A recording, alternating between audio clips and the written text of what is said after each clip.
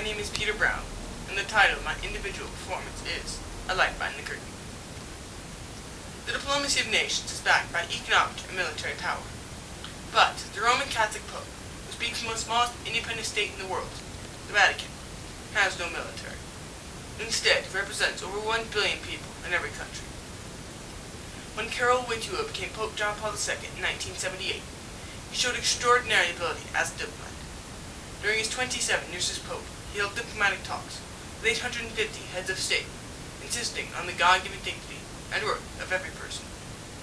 He took a stand on the great debate of the 20th century, which pitted state-controlled communism in Eastern Europe against free enterprise capitalism of the West. The moral authority communicated by this Pope was pivotal in resolving this debate. Unlike any other Pope in history, John Paul II was able to communicate effectively with the media. Thus, he was able to bring worldwide attention to the need for change behind the Iron Curtain of communism. This Pope came from Poland, a country with 1,000 years of history, beginning when King Mieszko united the region under Christianity in 966 AD. 100 years later, one of the king's successors murdered and dismembered a bishop named Stanislaw. During the following centuries, the country was divided many times. The glue that held Poland together was the church and the memory of Saint Stanislaw. During this time, church became centers of learning, and monks taught new methods of farming. From 1795 until 1917, Poland was under foreign control, and in 1939, Germany and Russia conspired to carve up Poland again. In 1942, the man who had become Pope was 22 years old. The Nazis controlled Poland, and World War II was well underway.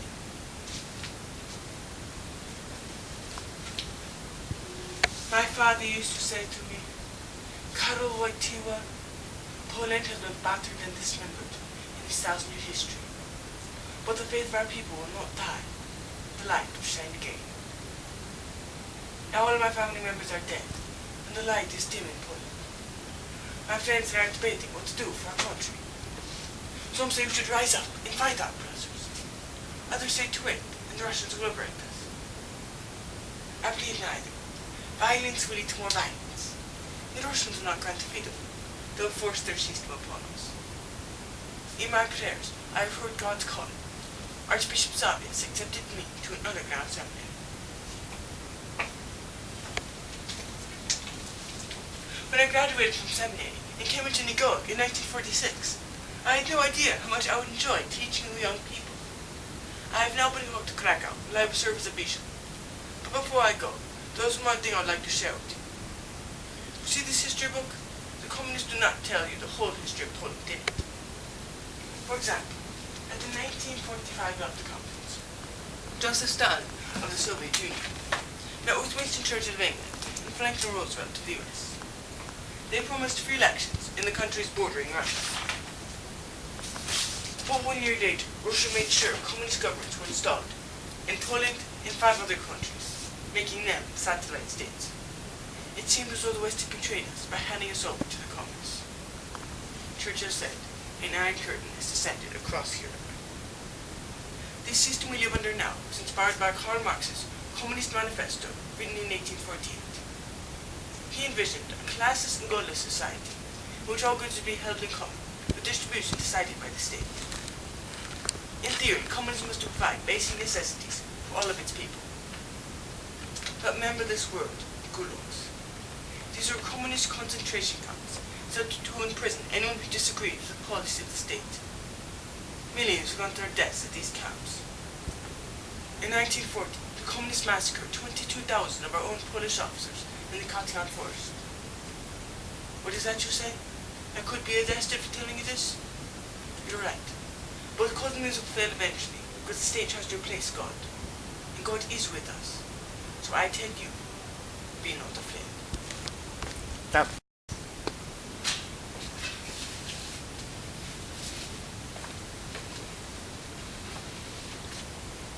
As Archbishop of Krakow, I entered into diplomatic talks regarding the new city of Karol+Wojtyla. I told the party leader Gromolka it could not be a perfect city, as the name claims, if there was no church. But he turned me away. The communist plans to erase the past. There was to be no reminders of religion or culture in their workers' paradise. So the next day we put up a cross and held mass outdoors. The soldiers came, but these Polish boys did not attack. They merely took the cross down and were done. But put the cross back up the next day, and every day, until they let it stand. So there is hope, my people. Do not despair. In this year of 1970, there have been protests against rising food costs and shortages. The army has killed 42 unarmed men, and 1,000 elders have been wounded. The words of the leading today speak to us. Blessed are those who persecute you. This blessedness can only be understood if we recognize that there is life beyond our time spent on earth. Earthly suffering is but a bitter kernel containing the seed to new life. The words of God will be a light for our path. We must remain non-violent. Let us pray for the families of those who've died.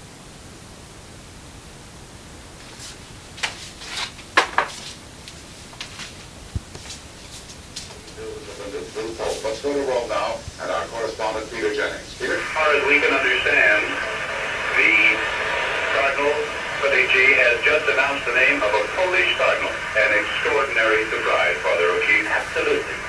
Cardinal Karol, to be perfectly honest, I can't even pronounce his name. When I became the first ever Slavic Pope in 1978, the people behind the Iron Curtain were lifted up in joy.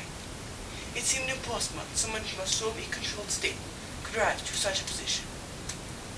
I planned to return to Poland in May of 1979 to honor the 900th anniversary of the death of St. Stanislaw, but Soviet leader Leonid Brezhnev denied my request. However, the communists feared riots that not coming back into Poland. So after diplomatic negotiations between Moscow, Krakow, and my office, I was given permission to visit for 9 days in June. When I came to Poland, I prayed. I, the son of this Polish land and now the Pope, call on the Holy Spirit to renew the face of the earth, and this land, my Poland. 3 million people came to see me. I told them, be not afraid. 1 year after my visit, there were strikes again in Poland, and the Labor Union Solidarity was created. I met with its leader, Karol+Wojtyla, to offer my support. I also held diplomatic talks with US President Ronald Reagan. We agreed, if communism be overturned non-violently in Poland, things could change all across Europe. But on December 13, 1981, martial law was declared in Poland. Soviet troops advanced along the borders. Karol+Wojtyla was imprisoned, 9 were killed, and Solidarity was forcibly dismantled. I wrote a letter to Karol+Wojtyla, delivered to church officials, saying, I am heart and soul with you and all of those who suffer. To Prime Minister Jaruzelski I wrote, our country's history cries out against more bloodshed. People around the world are waiting for a return to non-violent means. The Church is spokesperson for this wish. I appeal to your conscience. On this day, throughout the world, people are lighting candles that the flame of freedom is alive in them, and I am with them. Through Vatican Radio, I am reassured the people of Poland. The US and Vatican are sending food and economic supplies to bolster the remnants of solidarity. The US has stopped all economic support for the government of Poland. I have told my people and church leaders, if they stay true to their faith, they will prevail. In Poland, my Poland will become a light of hope for the world. The Pope visited Poland again in 1983 and 1987. In talks with government officials, he spoke directly in support of solidarity. During this time, he met with Soviet leader Mikhail Gorbachev and was in frequent contact with Ronald Reagan. Then, responding to widespread international support for solidarity, the Polish government finally allowed free elections on June 2, 1989. A non-communist government was overwhelmingly elected. This was the beginning of the end of communism throughout Eastern Europe. The changes in Europe were caused by the influence of the Pope working together with President Reagan and Margaret Thatcher. At the same time, solidarity, Karol+Wojtyla, and the people of Poland pressed the cause from within. These key figures tore away the Iron Curtain, and communism came crashing down like a rope drop house. Communism was replaced with pursuing hopes. People now have freedom of speech, freedom of religion, and freedom from fear. The years from 1989 to the end of the USSR in 1991 were a celebration of human dignity. These changes, however, do not bring immediate economic progress. People had a craving for Western consumer goods. Pope John Paul warned these countries not to become slaves of materialism. Oppressive communist governments still exist in our world today. Pope John Paul has called on these countries' leaders to respect their people and give them freedom. Meanwhile, the debate about communism versus capitalism continues, largely because people ignore history. When the Pope died in 2005, former President Bill Clinton said, "The Holy Father was a beacon of light for the entire world, not just Catholics. He is now at home with God, whom he served so faithfully for a lifetime."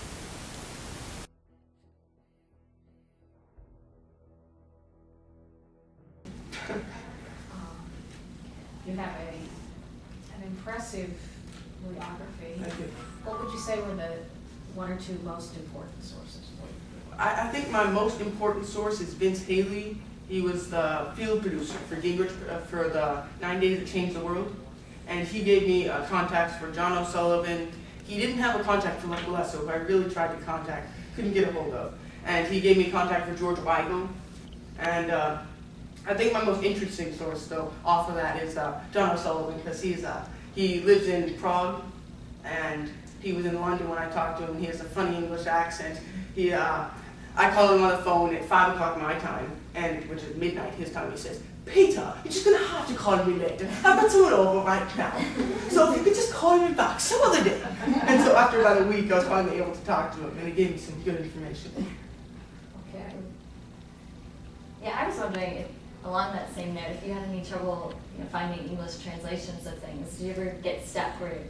Yeah, in fact, one of my sources, Michael Turpa, he was Polish, and about half his emails, it was very confusing words. He was trying to get, he speaks Polish more fluently, and so he was trying to get his words into English. And